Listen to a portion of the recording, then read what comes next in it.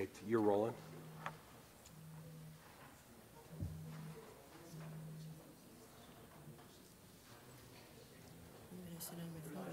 Okay. Are we ready? Good afternoon, everyone, and welcome to our session. I hope you can hear me. Our session on points of conversion in research and practice. And what this really is going to look at is a little bit of the history of dual language education, how we used to think about things and do things, and how we're rethinking things now. My name is Elena Izquierdo. I'm faculty at the University of Texas in El Paso, and I've been dueling it since the 70s, okay, just for you to know. I'll let everyone else introduce themselves. Good afternoon. I'm Laila Ferris. I am the interim chief of Connecting Languages and Dual Language in the El Paso Independent School District, El Paso, Texas. Good afternoon. I'm Olivia Hernandez, and I'm the Assistant Superintendent for Bilingual ESL and Migrant in San Antonio ISD. Good afternoon. I'm Clarice Rangel. I'm the Director of Dual Language Programs in Dallas ISD. Buenas tardes a todos. My name is Alejandro Góngora. I'm the Assistant Director of Elementary Multilingual Education in the Austin Independent School District. Buenas tardes. My name is Patricia Núñez, and I am a multilingual education specialist at AISD, working for the multilingual education team. And thank you all of you for participating in this. As you can see, these are some of the big districts that have been dueling it for a while, and one of the reasons that we thought it was important to share what we're doing in our districts is the whole notion of growing the program. It's not just, a program in one school or in another school, but it's actually going district-wide, scaling it all the way. So what are the changes that we're thinking of? What are the new challenges that we're having in our districts when you go to scale? And I'd like to start with a little bit of my story. When I was principal of one of the first schools that was a dual language school, it's a national model still, and it's still in place today, and I'm sure things are different now from when I was there. But the thing was that my school was a whole school. It was a whole school. Everybody there was in dual language. It was pre-K to 6th grade. It was full-day pre-K for those of you that wish you had a full-day pre-K. It makes a world of difference. But I dealt with a very specific context of teachers and community that were focused in that school. The district didn't know what we were doing very much, all right? They knew it was something with bilingual, and as long as we turned in our test scores and kept to the policies and recruitment and student-teacher ratio, we were okay. So in a way, it was kind of good that they didn't know a lot what was going on, because we would have been held back trying to explain everything that we wanted to do to go school-wide. At that time, there was a special program with George Washington University, and they had like 9 teachers coming from different Latin American countries. And they were positioned in my school to teach in Spanish. They were teachers getting their masters. So guess what I had? I had native speakers of Spanish who went to school in Spanish and taught in Spanish from El Salvador, Colombia, Guatemala, Mexico, Puerto Rico, España, all of those. And that was beautiful. But at the same time, the pedagogies, right, were very different from the pedagogies that were being done here. So there were different challenges. The other thing I want to share is that it was then when this whole two-teacher model came up. Oyster gave birth to the two-teacher model because, yes, because it wasn't by design, right? It wasn't because it was dual. It was because in order for us to have dual, we needed more classrooms. And it was a very urban school. So it was small, it was urban, and we had to work with what we had to work. So my teachers were the ones that told me, we will double up. We'll do the English and Spanish in one classroom. So I had 38 to 40 teachers in one classroom with 2 teachers, and they split the class in half. The noise level was incredible, okay? But they did it. But it was their choice. And that's when the whole terminology and notion of dual language partner teachers are married, that's where it came from. Because they were married, whether they liked it or not, and they had to work together. And they had to share a room. And everything they did had to be shared. And they're the ones that told me, we always keep a marriage. We cannot divorce because of the kids. There's only one divorce that I had in all my years at Oyster. and I had to do it, right? There were two very strong personalities, very strong. And the parents were involved. So I had to split that up. That was the only divorce that I've had in my years of dueling it, all right? No Spanish materials at all, none, on the textbooks approved list.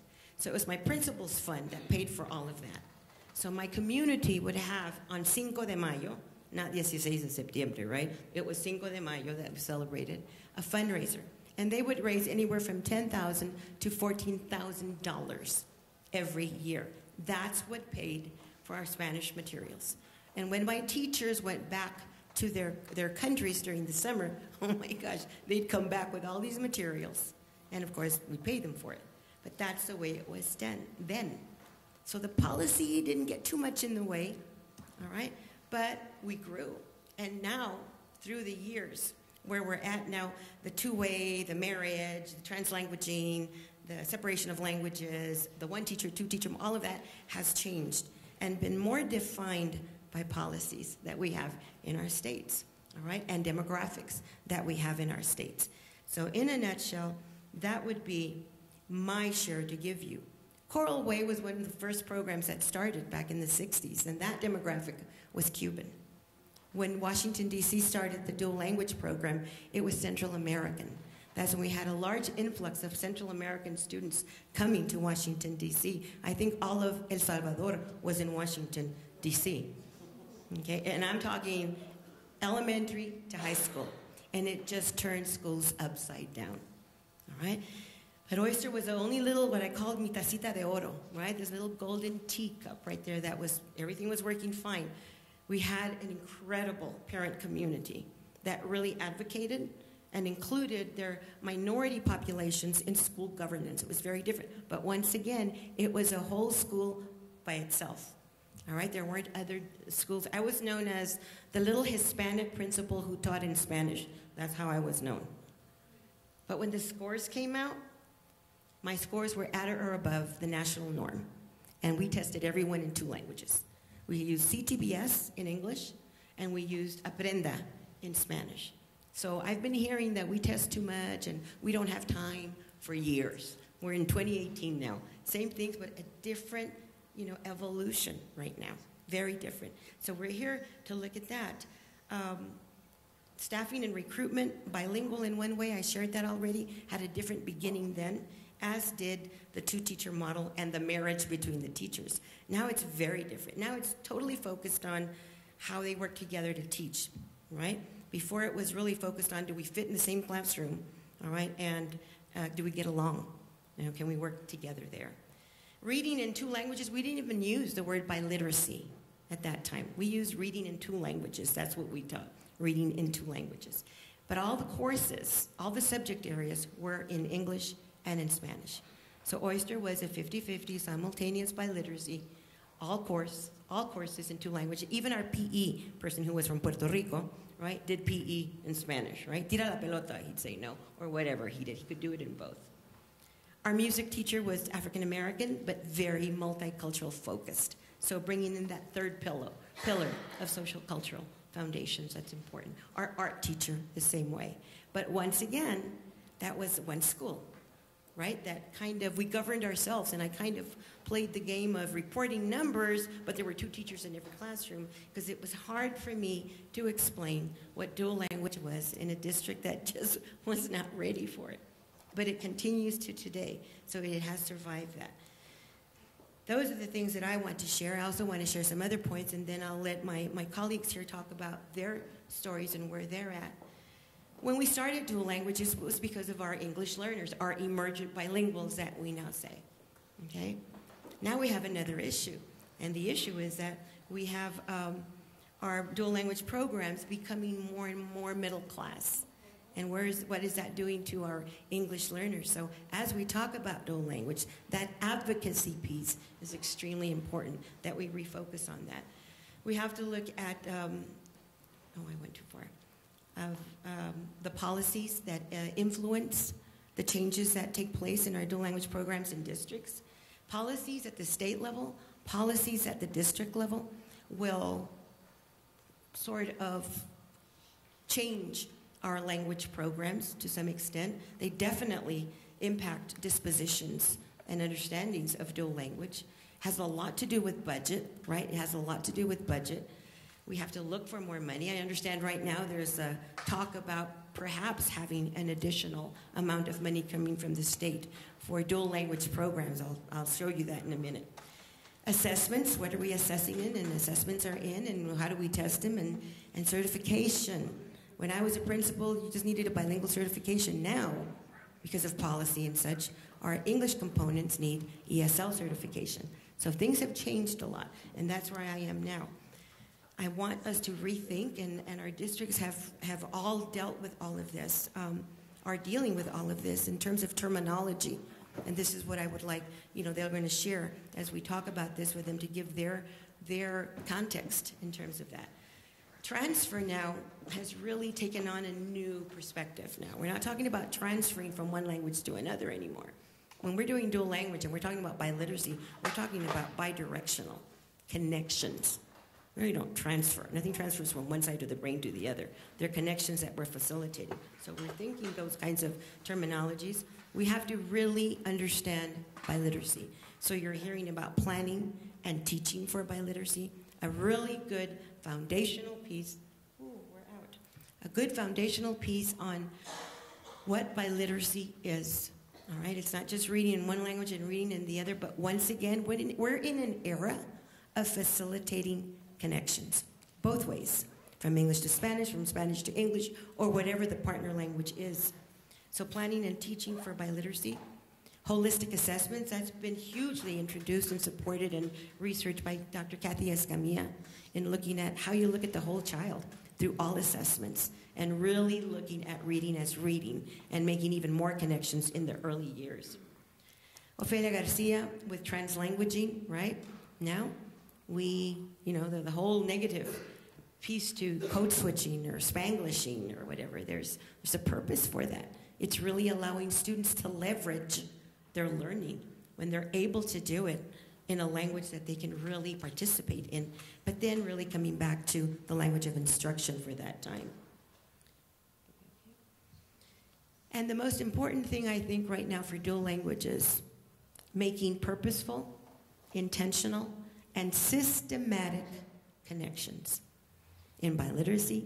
Now you hear of side-to-side lesson planning, which is, books and materials are developed right now that are in English and in Spanish. Not because we want a translation, right? But because it's allowing teachers to have the flexibility to plan lessons side by side. So think about that. What do we mean when we talk about, books that are translated? We really need to look at trans-adaptations now. And that's the way to go. Trans-adaptations are translations that are quality, but they carry the concept. They're not a word-by-word translation.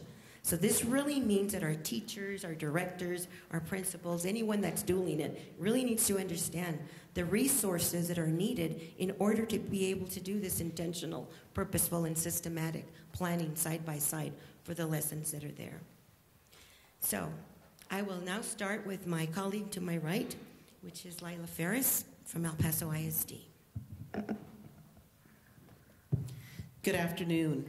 I cannot tell you what a privilege it is to sit up here with peers from throughout the state who are working and advocating for students in order to better serve them in every possible way. It's been a pleasure to get to know them over the past several months and get to dialogue with them, work with them, and begin to solve some of the problems or challenges that have come our way as we begin to understand some of the walls that come up or the barriers that are put up that makes it difficult to serve our students, especially the English learners who come into the state of Texas or anywhere else in this country. So again, it is a great pleasure to be here this afternoon. Before I begin, I would like to introduce our superintendent from El Paso Independent School District, Mr. Juan Cabrera, who is in the audience. I will tell you that having an advocate as Mr. Cabrera is what will help make our jobs in implementing dual language education and serving our children successfully is what it's all about. And I can't say enough about his advocacy to ensure that we are serving children and serving them well, to ensure their success. And so a great many thanks to Mr. Cabrera and all that he does for the children of EPISD and those who serve them, the teachers and the leaders in the district, as well as making sure that we are connecting to our community, parents and others in the city of El Paso, so that they understand what the work is that we need to do. So again, to Mr. Cabrera, many, many thanks. EPISD has been involved in dual language education for 23 years.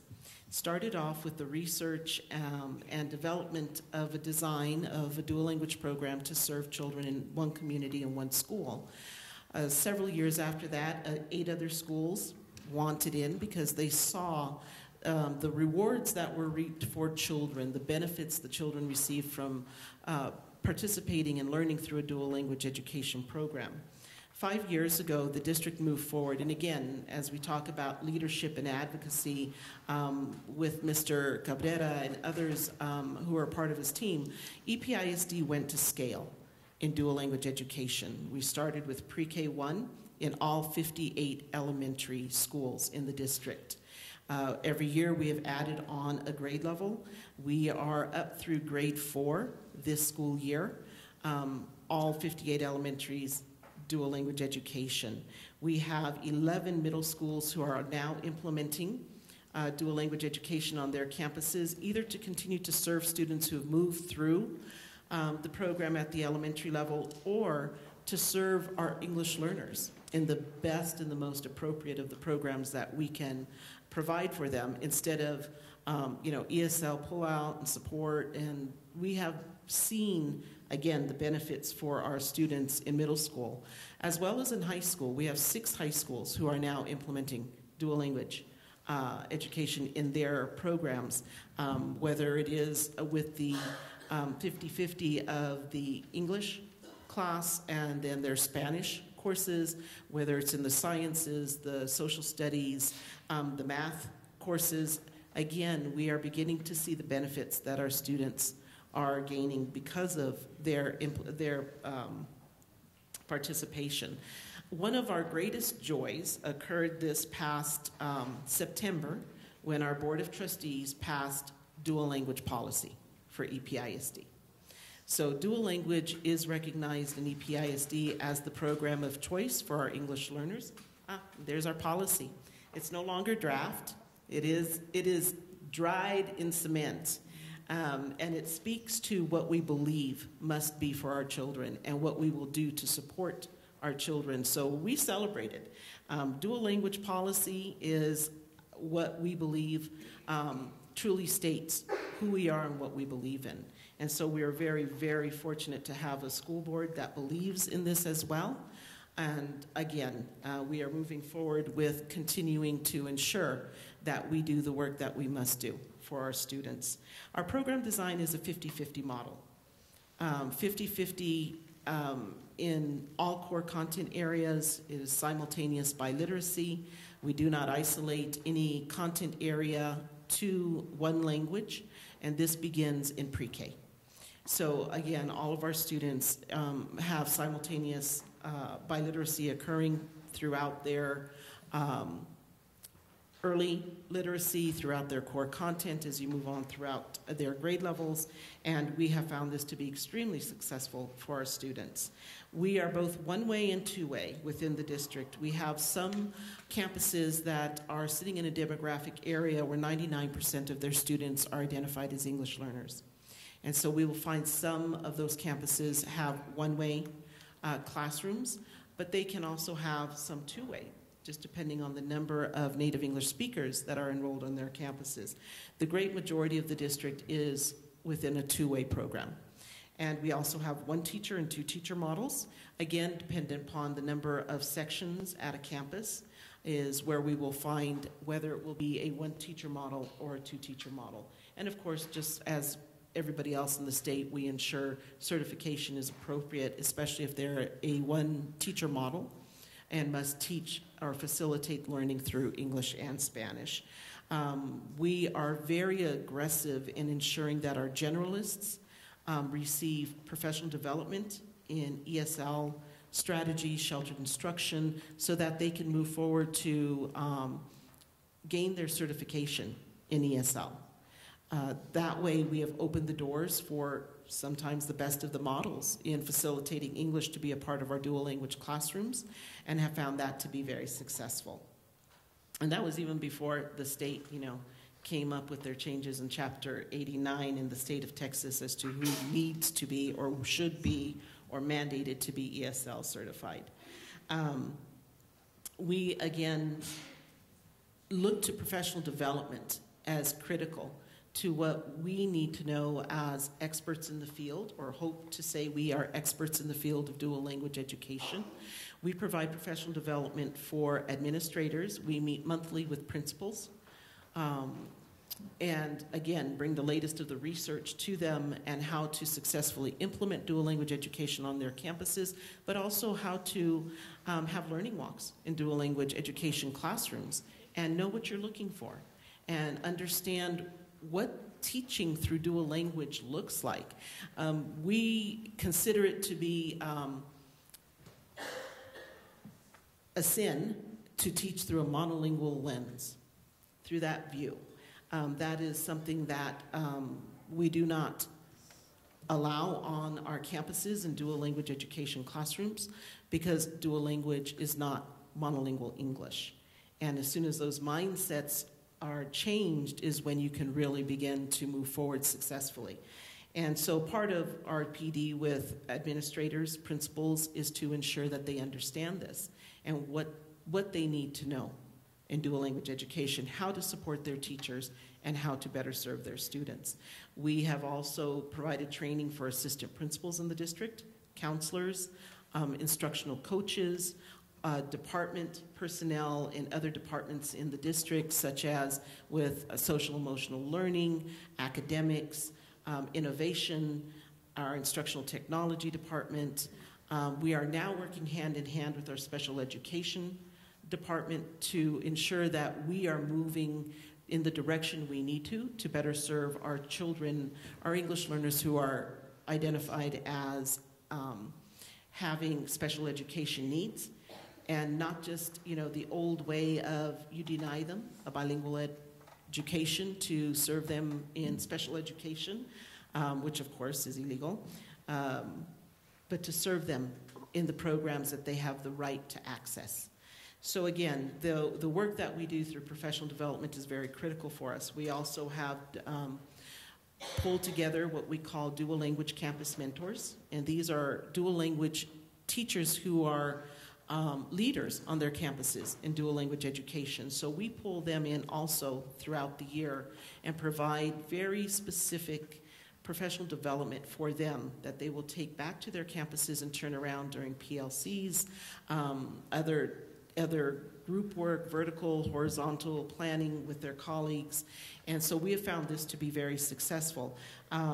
Again, professional development, we believe, is a true key to ensuring that our teachers understand and know what it is to be a dual language teacher and how to successfully implement the teaching and learning that must occur in their classrooms to serve their children.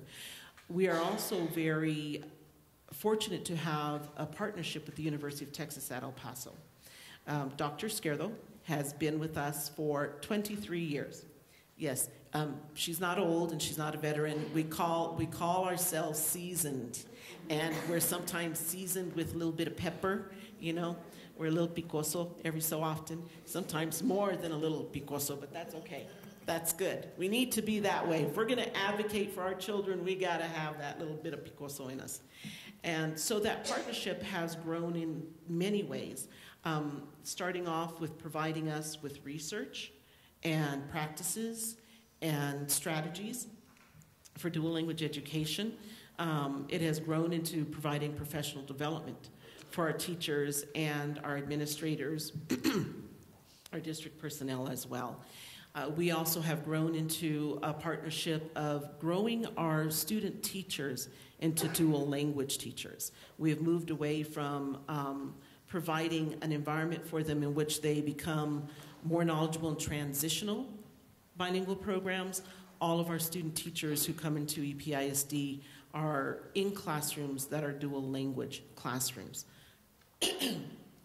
University also provides coursework on our campuses that provide opportunities for pre-service teachers a year to a year and a half before their student teaching to learn on a campus in the classrooms and engage with teachers and students alongside their professors in the areas of dual language education, most especially biliteracy, early biliteracy or biliteracy in the content area. And so that partnership has been a true gift for us, as well as the research that occurs in dual language education in our district with the university. Our challenge is that we need to ensure that we have teachers coming into the field, future teachers who are bilingually certified and trained in biliteracy and dual language education, and that they do understand what it means to become a dual language teacher in the schools and serving our students, as well as teachers in the other areas, such as special education, the fine arts, and any of those other specials, so that we can provide dual education 50-50 at 100%, and not, as we've heard, such as from Dr. Medina, a 50-50-ish model. And so going on to the last slide that we'll talk about. I'm sorry. I know. Doing a lot of talking. EPISD has approximately 59,000 students. And looking at the slide, you can look at our enrollment. We have approximately almost 23,000 students enrolled in dual language education in our classrooms. At the elementary level, we have 20,384 students. Secondary is 2,455 students enrolled in dual language programs within the elementary and the secondary. 75% of those students are English learners. 25% of them are native English speakers. And I have to tell you that we are continuing to grow. We're at a point at the elementary level where we have more students involved or learning through dual language education than monolingual English. And again, that's a loud statement, and that is a statement that comes from parents and students alike. And so we are very, very proud of the work that is occurring in our classrooms, in our schools, in dual language education. We just we're starting to disaggregate our data for dual language students with STAR, our state assessment, our state accountability tests from last school year. And third grade was the first year in which, as an entire dual language district, we were able to capture data as dual language students.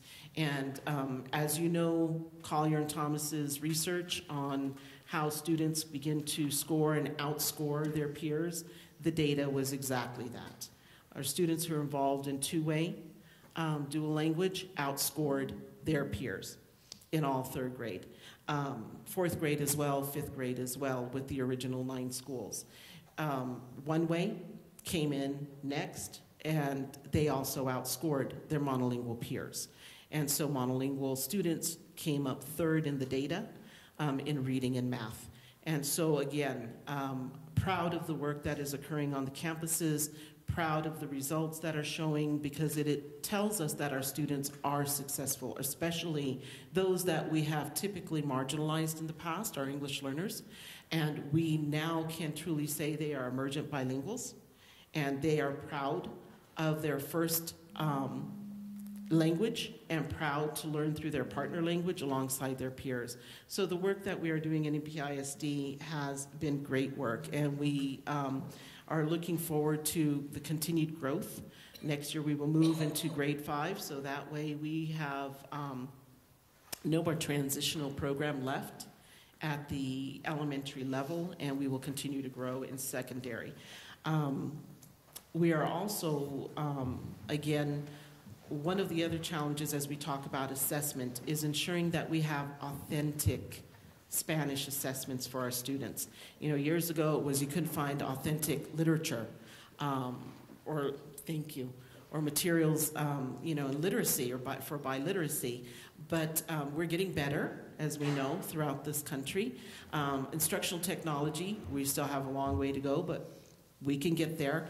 But authentic Spanish assessments is what we are also finding to be a challenge. And so the district has been working on developing our own assessments for biliteracy through the content areas. And so that is a real quick snapshot of who we are in the El Paso Independent School District. Very quickly, I want to say that please make notes so that there'll be time at the end for you to ask questions. I'm sure that in all of the good that Laila Ferris is sharing, there are bumps along the road, all right? And so please feel free to bring that up later on. And now, Olivia. Good afternoon. I also feel very privileged to be here this afternoon and honored to be with you. My story is slightly different. I have the privilege today to be working for San Antonio ISD and rolling out dual language programs, but I'm going to tell you a little bit about myself before I get started with San Antonio ISD. I was born in Monterrey, Nuevo León, so if we have a Regiomontana around here, yay, okay. Just born in Monterrey, grew up in Chicago.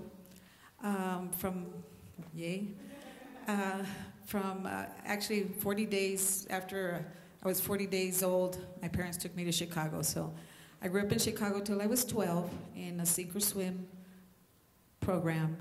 My father was educated, brought in Mexican textbooks from Mexico, and we were required to read at the kitchen table. So I had my bilingual teacher at home, bilingual de facto teacher like Stephen Krashen says. So I really believe that I was successful in the sink or swim program in Chicago because I had my bilingual teacher at home. Then my dad decided to move back to Monterrey, and I grew up in Monterrey from the age of 12 till I got married till I was 25. Y me recibí de la Normal Miguel F. Martínez. I became a teacher in Mexico, worked as an elementary teacher, and also worked as an ESL teacher. Then I met my husband, who was in Monterrey, and that brought me back to the border. And he's from Reynosa, Tamaulipas. I lived in Reynosa, Tamaulipas for a little bit, then jumped over to McAllen in South Texas and started my career all over again in 1988. And I worked for Hidalgo ISD down on the border for 24 years as a bilingual teacher, assistant principal, a principal for 14 years.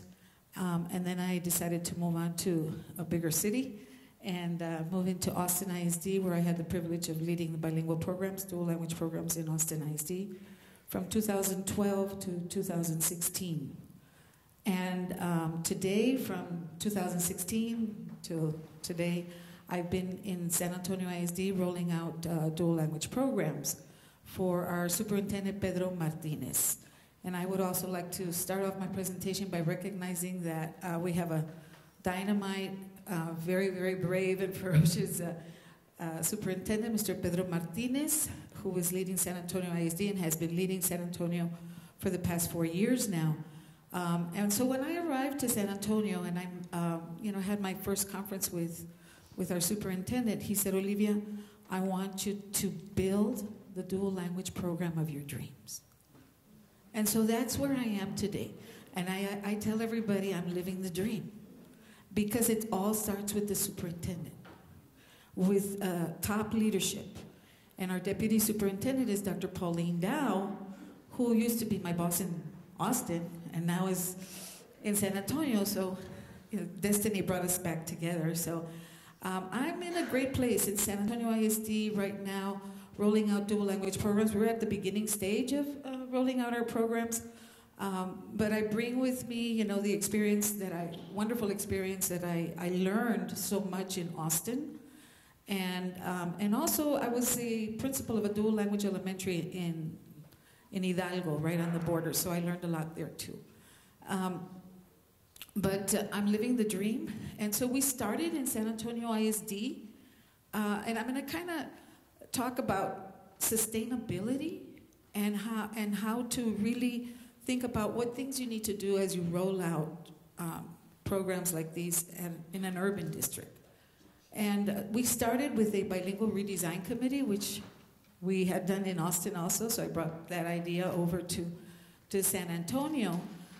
And we gathered around 25 to 30 people, all different stakeholders, teachers, principals, APs, bilingual teachers and monolingual teachers, members from the union, etc. And we spent a whole year just talking about what bilingual education looked like, what the dual language program looked like in San Antonio ISD. And all our conversations were inspired and guided by Ofelia Garcia's theory, which is, we know that there is a growing dissonance between research in education of emergent bilingual students, the policies developed for their education, and the practices we observe. So we spent around 10 meetings throughout that year talking about research. Then we would talk about policy. What does state policy say? What does federal policy say? Etc. And it's amazing, how many of our teachers and principals still needed to really understand research and policy. And then we also looked at practice, what was going on in San Antonio ISD. So it really took us a whole year to come up with our model, to take a look at what we wanted for San Antonio ISD in the future. And as we moved forward, we developed our dual language model and the elements that we wanted to integrate into that model. This is a kind of busy slide, the next one, but overall, as you move into any district, you always have to take a look at your data. How many English learners do you have? What languages do they speak? How many are at the elementary, at the middle school, at the high school? You want to take a look at what programs you have. You want to know how many bilingual teachers you have. Do you have enough? How many of them are certified? How many more do you need? What kind of training have they received?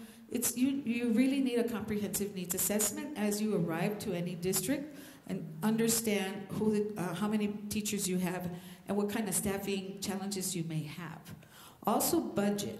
Budget was a major piece for me moving into San Antonio ISD because I was coming from Austin ISD and I was coming into a smaller district. So I had a very heart-to-heart conversation with my superintendent that if we wanted to move our dual language programs forward, that we were going to have to relook at our budget. So it's about advocating for our programs, advocating for our children, and this is part of it, having conversations with your superintendent, with leadership, starting with budget also. But when you have those conversations, you have to go with data, and you have to go with a plan. Also taking a look at policy. We're not there yet in San Antonio, like El Paso. That's our next step that we're going to look forward to in really having our policy also ensuring that dual language programs stay. Because once they're in policy, they're very difficult to remove. If they're not in policy, anything can happen. Then the next piece, very big piece, is curriculum, academics and curriculum.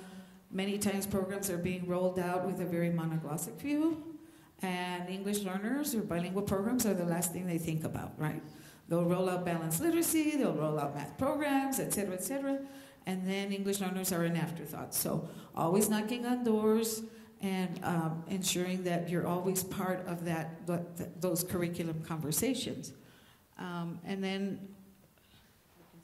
big piece for San Antonio ISD is parental involvement and community engagement, which I will talk about later. And of course, coming up with a strong 3- and 5-year plan with a problem of practice and strategies that will take you to sustain your program. So a little bit of data. At the elementary, we have around 6,000 students. Middle school, we have around 1,600, and at the high school, 1,500. So almost 10,000 students. It's around 20% for San Antonio ISD out of around 50,000 total. Strange thing, though, in San Antonio, we have 97% Hispanic population in San Antonio ISD, but we only have 20% English learners. So that is a piece that I still need to dig in a little deeper into what may be happening. Some of our theory right now is we have children that are from 3rd and 4th generation. that do qualify or don't qualify to become an ELL, right? And then others that maybe just sign up and say, I want English only. There are many factors could be happening. So that's something that we're going to continue researching. The other piece of data that I wanted to show you is our students compared to our teachers. Most of our teachers are Hispanic. As you can see, we have, like I mentioned, 90% of our students are Hispanic. We have some African American students, white and other, but our teachers do mirror the demographic of our students for the most part. Okay. One of the major changes in San Antonio ISD as we've been moving forward since 2016, when I arrived to San Antonio ISD, there were 2 schools implementing dual language. Bonham Dual Language Academy, we have the principal here. That's been, Bonham was in existence since 1995, implementing dual language programs. Bonham, 75% of the students were in a dual language program. And then we also had a small neighborhood school, Herf Elementary, also implementing dual language programs, and that was it. So today, in 2018, we have 45 dual language programs. All of the late exit models, all the programs in all the elementary schools, we are transitioning from a late exit model to a dual language model, phasing it out totally. And we are committed in San Antonio ISD to implementing additive bilingual education through dual language programs. And we're focusing on calling it dual language versus one-way or two-way, because we believe that dual language programs benefit all students. And it gets a little complicated with one-way, two-way coding, et cetera, here and there. We do have to code them. We code them two-way, dual language programs. But when we speak every day, our everyday language, it's dual language. That's how we speak. One of the main differences that I would say San Antonio ISD has implemented is, number one, my title. I'm an assistant superintendent. There are very few other districts that have an assistant superintendent leading the bilingual program. So when a superintendent is serious about serving English learners, they will provide that title to the leader. So it makes a big difference for me to sit at the table with assistant superintendents at the table. I also supervise 4 of the principals, 4 of the flagship schools that we have that are wall-to-wall dual language programs, including Bonham, and that makes a difference. I supervise them, I evaluate the principals of those 4 schools. So that's a very unique situation. I wear 2 hats. I wear the hat of a leader, a supervisor, an assistant superintendent, and also leading the bilingual programs. And it's really very powerful and very good. We have our staffing changed a lot from 2016 to 2018. I know many bilingual directors out there. I've had the fortune, like I said, to work in Austin and now here, and I've had the privilege to get to know many of our bilingual directors across the state, and many of them struggle a lot to really advocate for their kids and get into other departments. And our staff grew significantly with the support of our superintendent. So we have a dual language director, Dr. Mario Ferron, who's here. We have 3 senior coordinators that mainly supervise all of the compliance and ESL and elementary. They're here too. 6 coordinators that support the district and 13 bilingual implementation specialists. That happened within 2 years. We also meet with our principals on a monthly basis. We have a principals advisory committee. Where we get their feedback, because it's important that they engage in the process in any type of decisions that we're making, so that they own their program as they're moving forward. We also meet with our bilingual teachers every month, and I really enjoyed what Dr. Cummins said yesterday about providing our bilingual teachers agency. So I really truly believe that in San Antonio ISD, I know that from the day we arrived, and we've been meeting with them on a monthly basis, and just because we moved from late exit to dual language, there's been a difference in culture, totally. Our teachers, our bilingual teachers, are so excited and enthusiastic about what they're doing.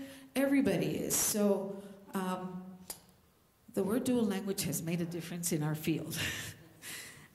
And so it's exciting. The following slide is a picture, as I mentioned, of our bilingual redesign committee. Our superintendent is in that picture. He participated with us in some of the meetings, and we had partners from the University of San Antonio. And, you know, it was a long process, but I highly recommend this to any district that's going to roll out a dual language program. It takes time, but it's worth it, because when you involve all stakeholders in the decision making, we own it. They all own it. And then we don't just stop after that year. We come back and we meet again, okay? We also have an ESL redesign committee that's being led by one of my coordinators, Esmeralda, here. And so we're doing the same thing in bilingual now in ESL, because ESL also needs a lot of work. And it's being very successful also.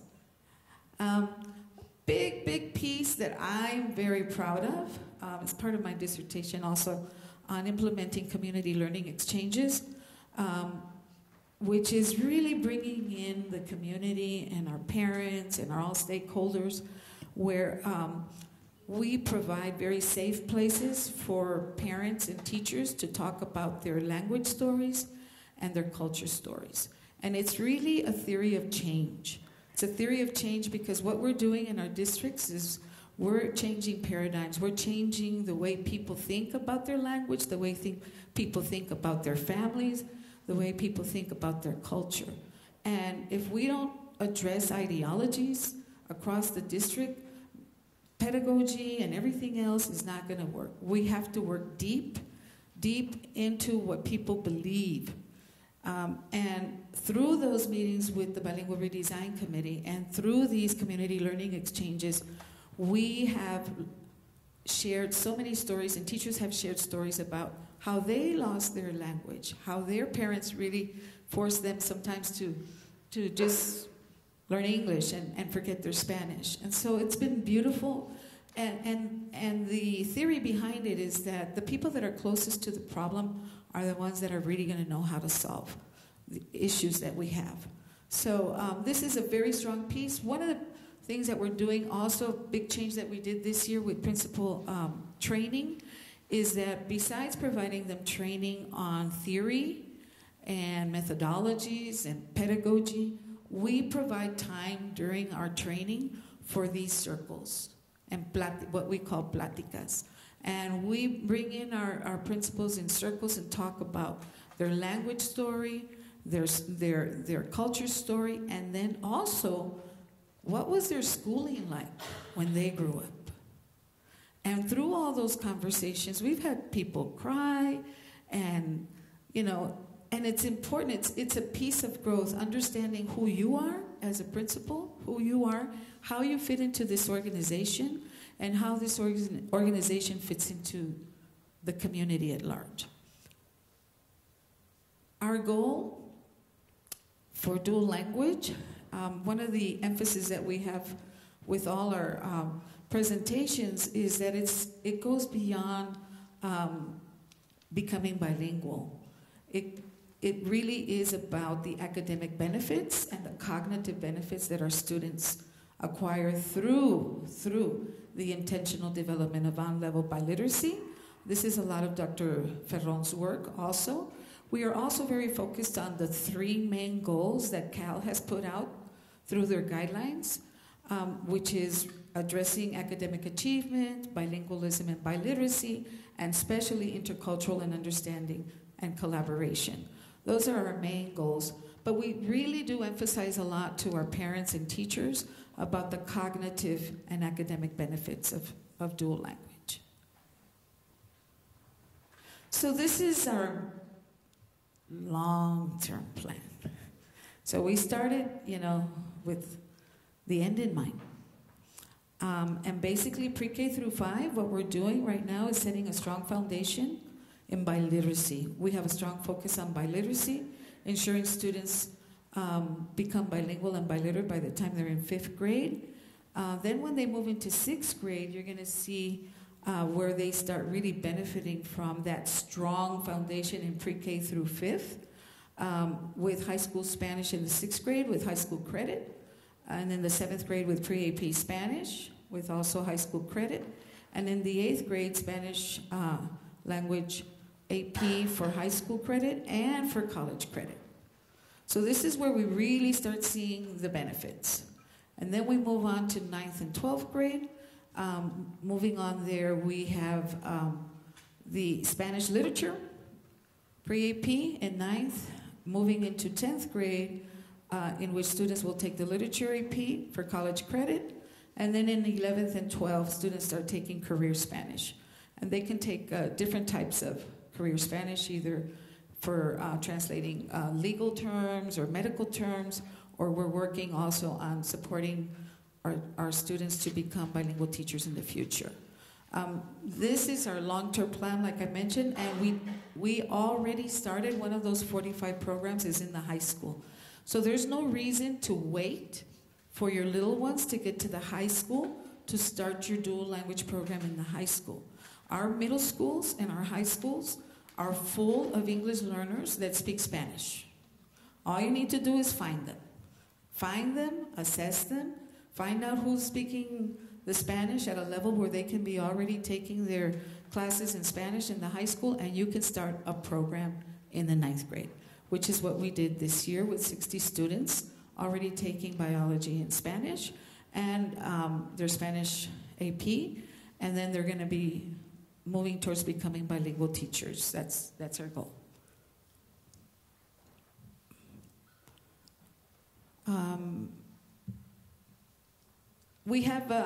We try not to have too many non-negotiables, because when you have too many non-negotiables, it just gets too complicated. So basically, we want to keep a pre-K through 12 program. We're committed to that. We're committed to being faithful to the model that we selected, to be faithful to the model and have strategic separation of language, not strict separation of language. Keep in mind that we also have Spanish, we call it a 5-core. Spanish in the middle school and high school is not an elective anymore. It's part of the core. If you're a dual language student, you continue in the middle and high school, Spanish becomes part of core. And more than anything, this is a whole paradigm shift. We work every day in ensuring that our stakeholders experience deep change through a lot of the PD that we have. I'm going to quickly move into our model. This is our 80-20 model, which was selected by created by the Bilingual Redesign Committee. The section to the left of the yellow line is the language arts piece. And our biliteracy model is literacy squared, Dr. Kathy Escamilla's literacy squared model. We believe strongly that if we have a strong biliteracy model, the dual language program in general will be very successful. So we have really invested a lot of time in professional development for our teachers and principals on biliteracy. And we have a strong partnership with Literacy Squared, with Dr. Kathy Escamilla, who has been in San Antonio ISD since 2016 and is still there. We have one of the team members here. Dr. Escamilla is conducting research in San Antonio ISD also, and we plan to continue partnership because it takes time. It's a large program. It's a lot of teachers, so that is our model, and we're committed to that. How am I doing with time? This next slide is basically our strategy to keep on recruiting bilingual teachers, outreach, screening, and providing stipends. We have career fairs, etc. Everything everybody else is doing, basically, right? But our difference is that I'm going to skip all the way over here to this one here, if you want. Got it? Okay. We really have a partnership with the university. We have a high school dual language pipeline, which is the one we started this year. Our high school kids will become bilingual teachers if that's the career that they want to follow. And we will open up another high school next year and a middle school also next year. We will probably be bringing in some teachers either from Colombia or from Spain or from Mexico. And we continue with a lot of professional development. I'm going to brag not only about Twain Dual Language Academy, but Irving Dual Language Academy. I think we have representation from both schools here today. These two schools are wall-to-wall dual language academies. They are in-district charter schools. Children from all over the city of San Antonio can apply to these schools. So we have brought in enrollment to San Antonio ISD. San Antonio ISD has lost students, but through these schools we've been bringing in more people from all over the city. We have a waiting list of 500 families at Twain Dual Language Academy, and Irving has around 200. So these are wall-to-wall academies. Every single classroom will be a dual language classroom. We're very proud of these schools. The teachers have been selected by their principals. We have their AP and their instructional coach here represented. And the benefits and the results that we have seen so far for dual language, in only 2 years, we've already seen benefits on STAR. Our 3rd grade through 5th grade students have increased from 15 to 25% on STAR already, just within 2 years, just by selecting the right language of assessment sometimes. And then also a lot of hard work for the teachers. I really want to recognize any of the teachers that are here because it all begins with the teachers that are in the classroom. Mark Twain is a lab school also for UTSA. And we will be having more partnerships. At Bonham Academy also we're looking into a partnership with UTSA. And Texas A&M is also coming on board to support. And closing up, I've already talked to you about this great benefit of our pipeline. These are our high school students, and we're just planning on ensuring that they're going through the high school, continuing their development in biliteracy and bilingualism, and already coming out with a career in Spanish. And I'm going to go ahead and skip to the last one. Last but not least is professional development. One of my findings is in dual language is that professional development is key for our teachers. And it has to be continuous because in order to keep that flame burning and everybody excited, everybody needs to listen to the goals and the new strategies and everything every year to keep on moving forward. Unfortunately, standardized testing will come and just, just destroy a program if you're not focused on what the goals are, and you can only get that through professional development.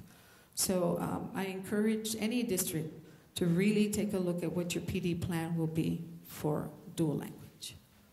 I think that's about it. Thank you.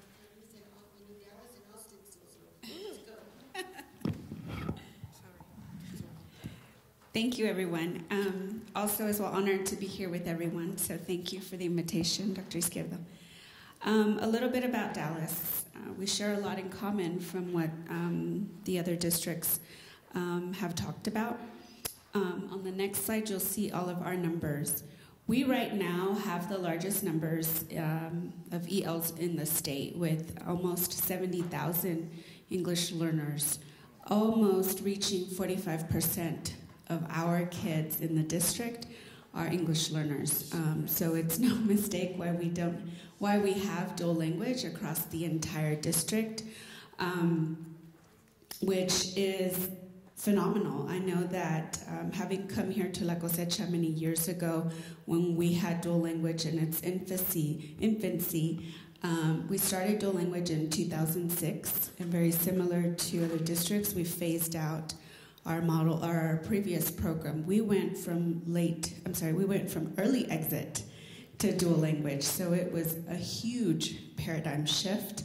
And we reached many challenges as we grew the program. 3rd through 5th grade, for example, didn't have many resources because for many years we didn't teach in Spanish in those grade levels. So we faced lots and lots of challenges moving up. When we started the program, we started pre-K K1, and we rolled it out across the district at 143 elementary schools. And then we grew it up 1 grade level at a time as we phased out our traditional bilingual program.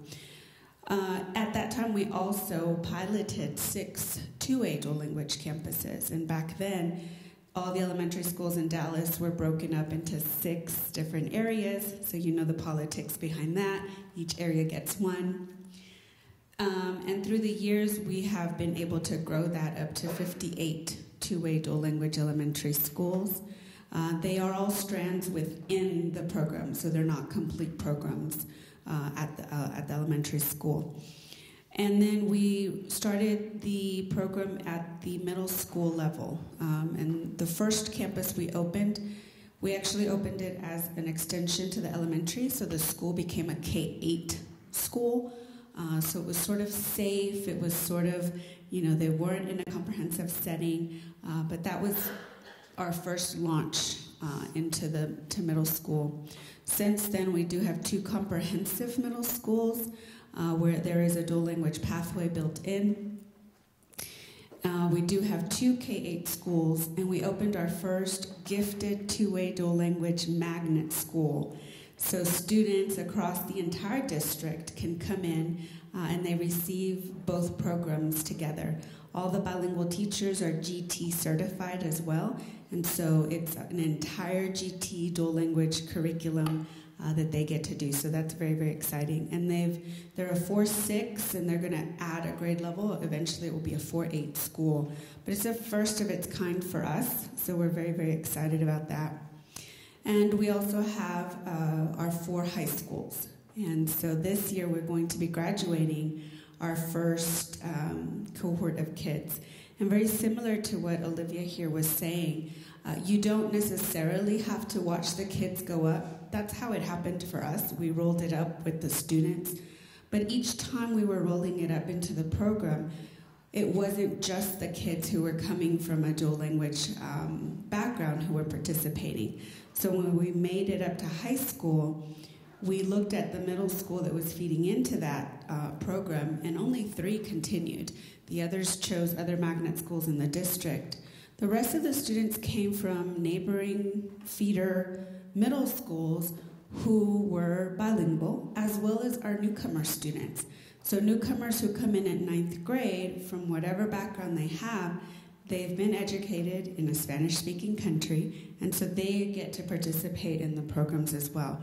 That has been, I think, the most exciting because they are able to really have more of a support system when they're at the high school level. And I'm sure, I know our results probably mirror many of you, is that our secondary students, especially the newcomers, struggle because the timeline for them for graduation seems very short, but they have to run the race, the marathon, with everybody else. So that, I think, has been one of the key things that we see that has we feel most proud of because kids are being very successful. Last year's chemistry dual language class outperformed the entire district. So it's things like that that just excite you and motivate you to do more. So this is just a one-pager here. You'll see on here as well the number of non-English learners who also are participating throughout our two-way dual language programs as well. We too have the same goals, and we've really built into looking at the guiding principles of dual language as kind of our system to monitor the work that we do. And so we hold these are the things that we try to, in every professional development, we recite these, we have teachers practice it because we want everybody to be familiar.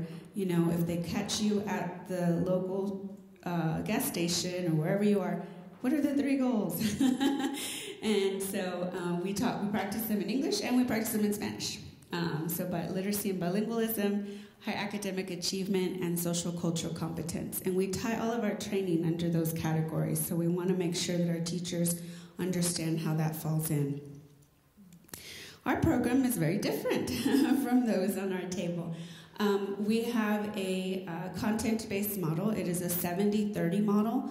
And the students in our two-way dual language program learn through what Thomas and Collier say is through the partner language. When I became director in 2011, we had about 17 two-way dual language programs. So they had grown from the 6 that we had originally started with.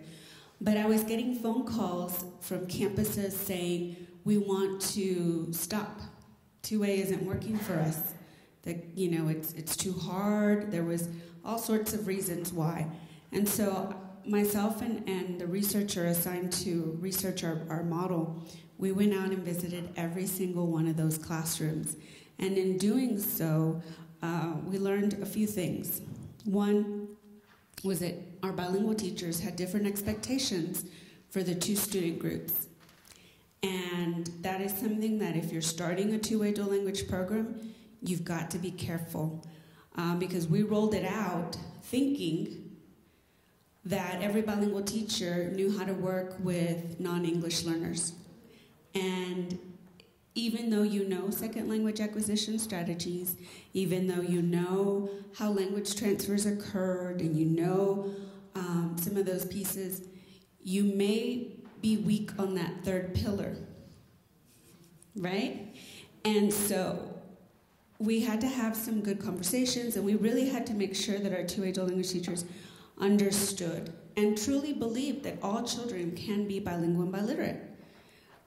We had some teachers who philosophically, this was not for them. And it's better to find out early before you put them in front of kids. That was one thing we learned. The other thing that we learned was, at the time, we had a different model. We were following Gomez and Gomez's two-way dual language model, where they separate the students for initial literacy in the child's native language. So half of the population learned to read in Spanish, half of the population learned to read in English. We also noted that the students could read Spanish, could write Spanish, but they didn't want to speak it. And in walking into various different classrooms, I could see where that was starting in kindergarten and in 1st grade. The kids themselves were saying, I don't speak Spanish. And the other partners were saying, she doesn't speak Spanish, he doesn't speak Spanish. So we had to make a change. And so this was one of the big things we did. In Thomas and Collier's book, in the red one, that came out in 2012, it had different districts noted in there. And we went to visit them. We went to, here in New Mexico, we came to see some of the schools. We went to Isleta to see Alicia Chacon, and we went all the way to North Carolina to see Chapel Hills. And that, gave us a lot more ammunition and also just more understanding of how things work. In their book, they talk about children learning in the partner language and the benefits that it has. And so in 2013, we began to roll that in. So both our one-way and our two-way dual language schools teach all students to read in Spanish. And so we're 70-30. So this is what the day looks like for them. And so we're real big on color coding. So red for us in Dallas means Spanish, and blue means English. So 70% of their day is in Spanish. They get reading language arts, science and social studies in Spanish, and then they get math in English. And then on the next slide, you'll see 2nd through 5th grade, where it's 50-50. Reading language arts basically gets split into 2. They get both Spanish reading language arts and English reading language arts. And then science and social studies maintain Spanish language of instruction, and math maintains English language of instruction. But that's just the baseline. On the next slide, we follow what I call the cycle of biliteracy, we've got to make sure, in any model, when you research everybody, you've got to have opportunities for students to be able to transfer the learning. Everybody calls it different. Language transfer, bridging, metacognitive linguistic, cross-linguistic transfer, all sorts of different things, but they mean the same thing, right? Having children have an opportunity to take what they've learned in one language and connect it to the other. Because if all you learned was iman, iman, iman, iman, you're never going to know that that's a magnet. Like, it's not just going to come to you, right? So those are some of the things that we have to make sure that our children do. And so that's very important in our model because they're getting language of instruction for a content area in one language, okay? So there are routines that are built into the model that we have for specific times. It's very structured. There's specific times during the day and specific times on a weekly basis that they have to touch on that content and help the students see how it transfers to the other, okay? So this is where our cycle comes in.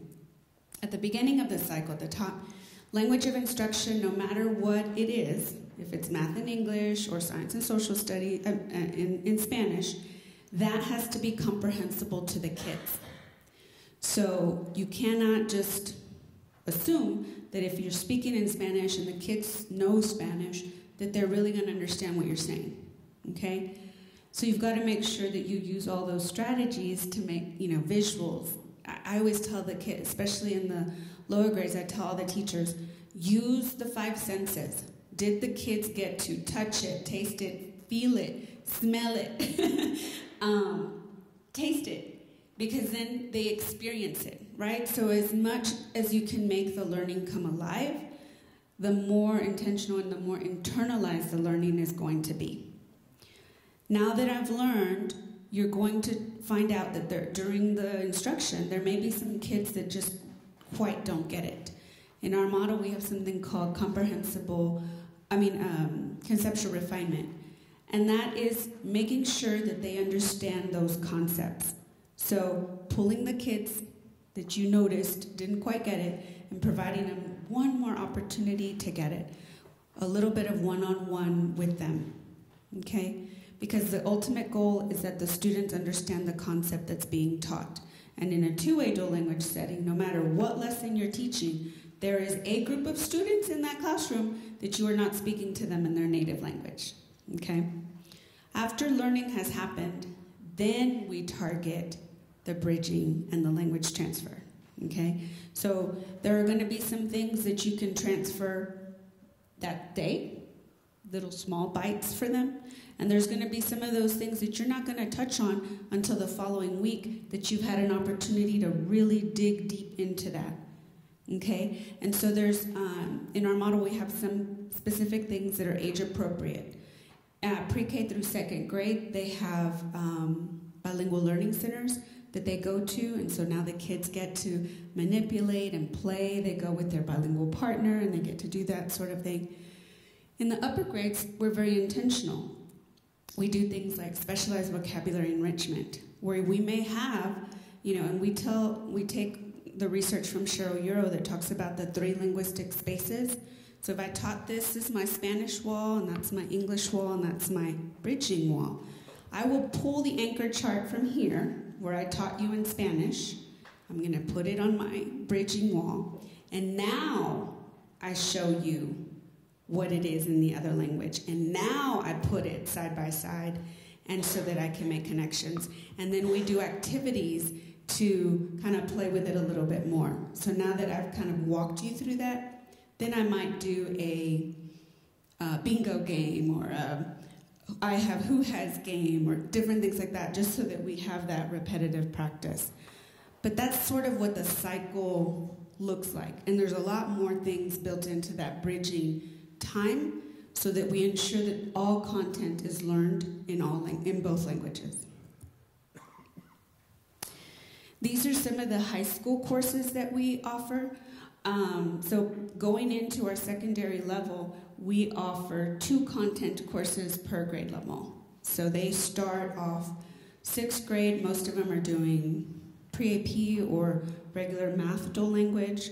and a reading language arts dual language. And then they start Spanish 2, Spanish 3, 7th and 8th grade, and then they take another content. So they might take Texas history, they may take U.S. history, they may take Algebra 1, some type of other content. Then we go into high school, and again, they take those two, and they begin to take the AP courses as well. We have Spanish AP 4, Spanish AP 5, World History AP, and Environmental Science AP. So they can also get these courses and get college credit as well. It was challenging to get it took me 2 years to get the first AP course approved in our district.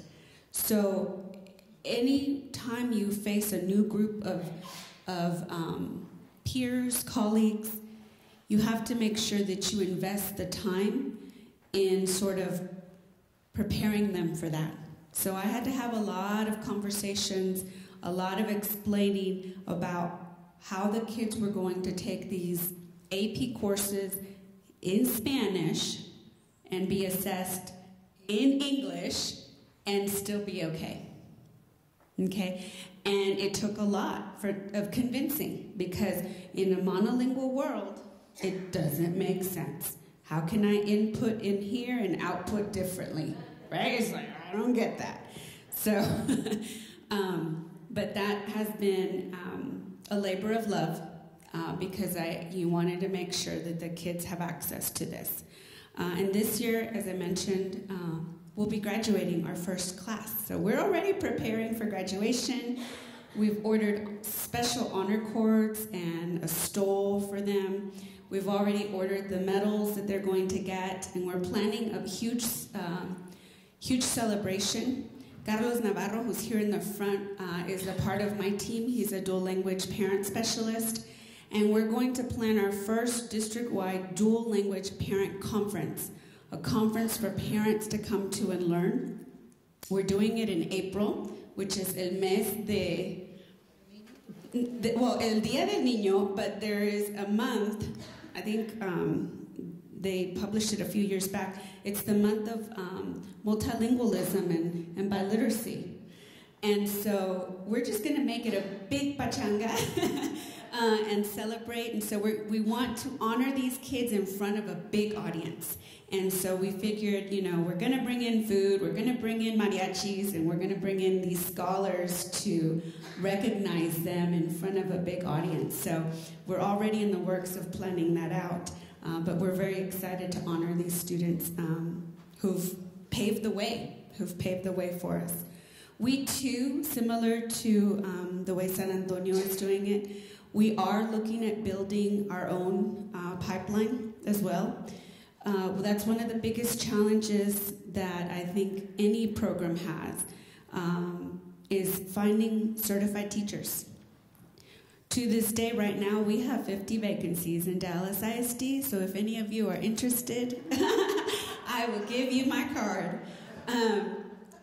We're lucky that some of our bilingual teachers love the profession so much that they've retired and are working as substitutes. So in some of those classrooms where we have a vacancy, we do have an experienced teacher, but not in all of them. And it is a shame because it may not seem like a huge number. We have 1,606 bilingual teachers on the payroll. But in the lives of that one kid and those 22 kids multiplied by the number of vacancies, we're not able to put a certified teacher. So that's huge. And that is one of the things that keeps us up at night and looking at where are we going to get teachers. We do go to Spain. We do go to Monterrey. We do go to Puerto Rico. We offer H-1B visas and J-1B visas, and we just don't seem to have enough teachers. And we still need more. We do when there's only 22 kids, obviously it's a one-teacher model, but we also have the two-teacher model and the departmentalized. And we try to have, in the lower grades, all bilingual teachers, and in 2nd through 5th, we partner them up so we could have a bilingual and ESL teacher. And when we don't have that, then when we can't put a bilingual teacher, then we typically will put an ESL teacher there. The other thing that we have started to do is we have what are called collegiate academies in our district. And in these high schools, the students leave with an associate's degree. And so many of our high schools are now doing that. 4 of them have been targeted as education pathways. One of them, which is where the kids are going to graduate from, that first high school that we're going to graduate the kids at, has a bilingual teacher pathway. And so we've partnered with our Dallas County Community College district, and we've also partnered with universities. And so we actually did have one student graduate from one of those, and she is teaching. This is her first year teaching. She's 20 years old, and she is teaching in one of our elementary schools. But she graduated at 17 and from one of those high schools and went on to Texas Tech to finish out her bilingual teacher certification. And so far we've only gotten one, but we're trying to continue to grow that. And we're also looking at growing our own teacher assistants and providing them college education so that they can also come back and work for Dallas ISD. So it is in our long-term plan to continue to bring more teachers. We also have an alt certification program where we certify people from other professions as well. Similar to our colleagues here, we also have a board policy. Our board policy was passed in 2008, and all it basically states is that dual language is our bilingual program. So we do not offer anything else. And that has been a huge strength for us. The other piece that we have done is this year we began creating curriculum for our dual language classrooms. So there is specifically curriculum that we are writing internally. And what I'm so proud of is because I was there, I used to be a curriculum writer, when we used to write parallel monolingual curriculum, where everything you had in English, we gave you everything in Spanish. So it was a whole year of it. But now we have really customized it so that you don't have to go to 2 different things and figure out what to do. We've also embedded in there, so here's what I teach in Spanish, here's what I teach in English. We try not to repeat standards, so if you've taught it in English, you don't have to reteach it in Spanish and vice versa. And we've put in there those metalinguistic pieces. What transfers? What doesn't transfer? What do you need to focus on? We've created that for our teachers, so that's very, very exciting. And then we've also created a cadre of teachers who help us to provide professional development. They're the ones who we send to conferences to go back and give. They mentor brand new teachers and kind of give back. The last slides are just our data, so if you just want to go through those. The first number is non-Ls, and then you'll see how the Ls and our non-Ls do, which mirrors exactly what Thomas and Collier have as well. So I'm getting the word that we're running out of time, so I'm going to pass it on. Thank you.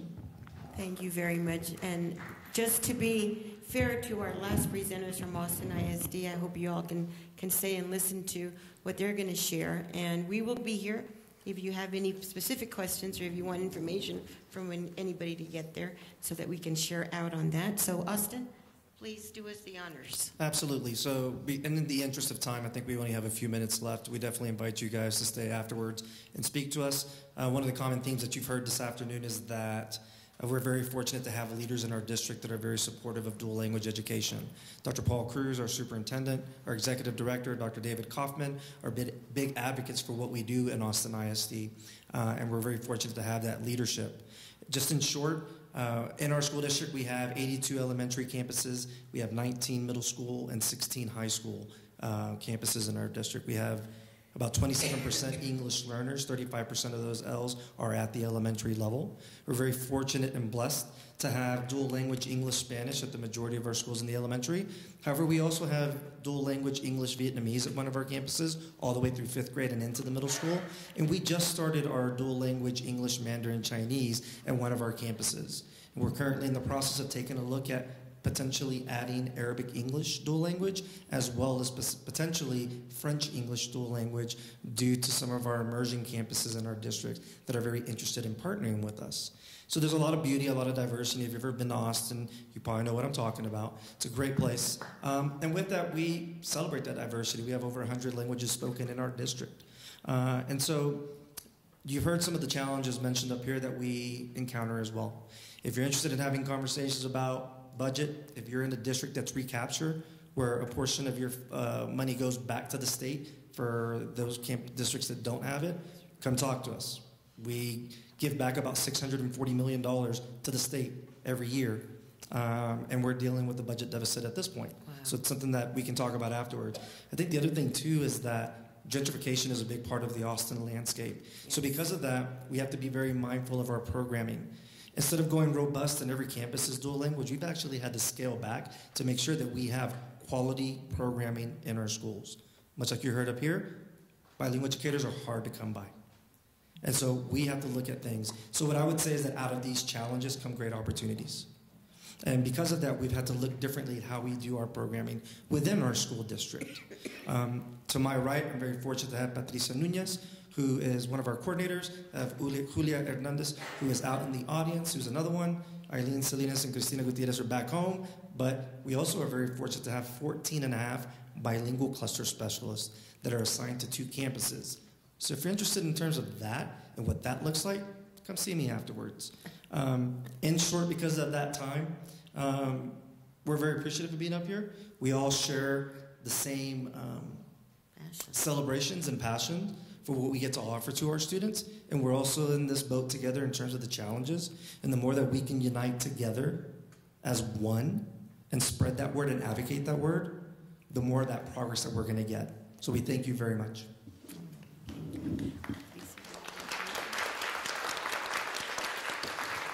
Well, due to time, right? Time, and everybody has so much more. Every time somebody mentions something, Laila would say, "Oh, I forgot to say that. Oh, I forgot to say that." There's so much to share, but I do want Patricia to speak. Patricia was part of our meeting that we had.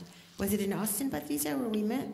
Right? And this is where we started this dialogue. We had a breakfast and we started this dialogue to show how much we are similar and how different we are, but with a purpose and a reason. Go ahead. Yes, thank you. I'm extremely honored to be up here and a little nervous because of that, just to be in the presence of these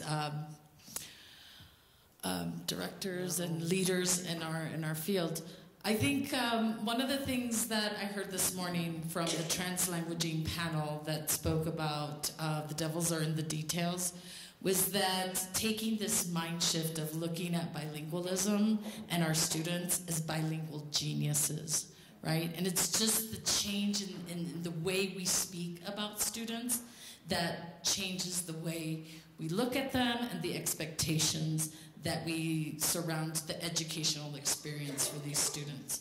So I think that was the powerful part of our conversation, that we move away from L1, native language, dominant language, and just recognize that the moment the students become our students in a dual language program, they are developing bilinguals.